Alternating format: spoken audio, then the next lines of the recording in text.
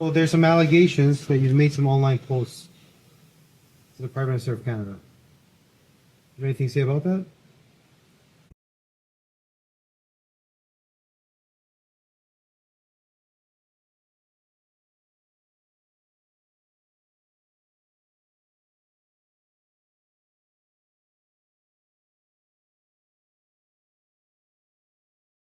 Have here in the chamber today Ukrainian Canadian world veteran from the Second World War who fought the Ukrainian independence against the Russians and continues to support the troops today, even at his age of 98.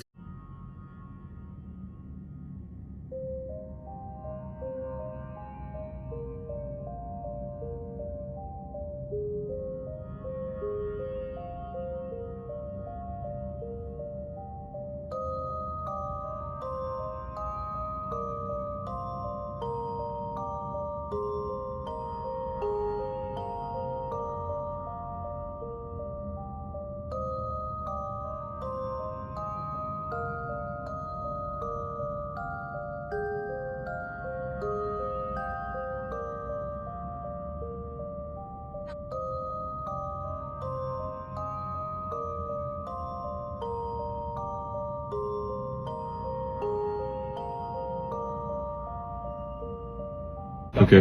And this is Dr. Emery. He's a resident psychiatrist, Yeah. senior resident. He's on a rotation with the CAR 87. We're part of a program that includes Vancouver Coastal Health and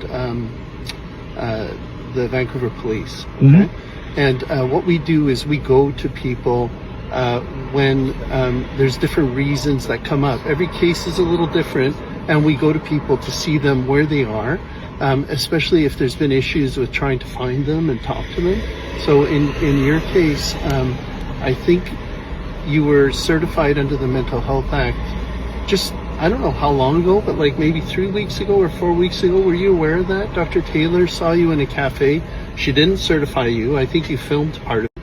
And then she spoke with your family, got some more information, and Okay. you're going to have to turn that So off. just one sec. Yeah. What the officer just told me is that you and I can set up a meeting and we can chat then. So why don't we do that? Okay. Yeah, I'm not turning the camera off. I have a legal right to keep the camera on. If you don't want to make the appointment now, we can do it at another time. But that's what the officer just asked that we do. So why don't we do that? So I'm going to certify you under the Mental Health Act. We're going to bring you to hospital, do testing on you, and you're going to talk to a psychiatrist in a controlled environment because we don't believe that you're going to attend an appointment. You've been. I won't attend. I've never been given a chance to attend an appointment. So he's certified. He's certified. I've never been given a chance to attend an appointment. What is going on? I was never given a psych eval or nothing. He just looked at me and said, "You're certified." Yeah. Okay. So I don't know why, but it's up to the doctor. So if you. But no, he didn't even give me an eval. He just looked at me and said, "I'm certified, man." I get that. Please consider what you're doing, and please think about the fact that I'm more than happy to come in for an appointment. I'm happy to go through and do everything properly. Okay, I've been completely compliant with everything. Yes, you've been really good with me, Nicholas. But listen, that's his call, and unfortunately, we can't But go back on that. he hasn't You talked have to to me. get checked out by a doctor. You're interacting with me at a very regular. So I had some eggs and stuff for breakfast this morning. Yeah, I didn't put drapes, so I had to tape this up because my window didn't have drapes. And so all night, there's just light beaming into my room. So I couldn't sleep last night, so I demanded that they give me tape and stuff to put on my windows so that I could sleep tonight. I'm like one of the only rooms that has no drapes.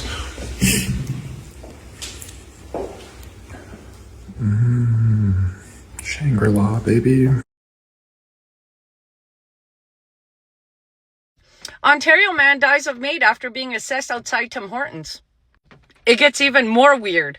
London, Ontario, doctor who assessed patient with inflammatory bowel disease and a history of mental health issues for MAID outside a Tim Hortons location and later personally drove the man to the place his life was ended has agreed to a minimum of 6 months supervision. That's all he got for ending a man's life by assessing him in a Tim Hortons parking lot. Oh, but it gets even better. The same doctor failed to administer one of the 3 drugs used in assisted deaths, one that paralyzes the body's muscles, including the muscles involved in breathing. The patient resumed spontaneously breathing again after initially being pronounced dead and after McLean had already left the home. I beg your finest pardon?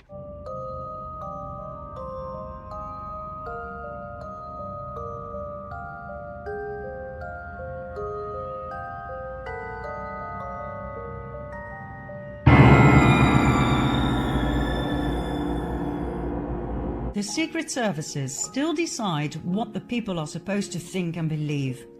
If they want to invade yet another country, they will use the mainstream media to make you believe that that particular country needs to be freed of a terrible dictator who kills his own people. The real reason for the invasion will quite likely never be known to the public. It'll probably have to do with oil, or the installment of yet another Rothschild bank,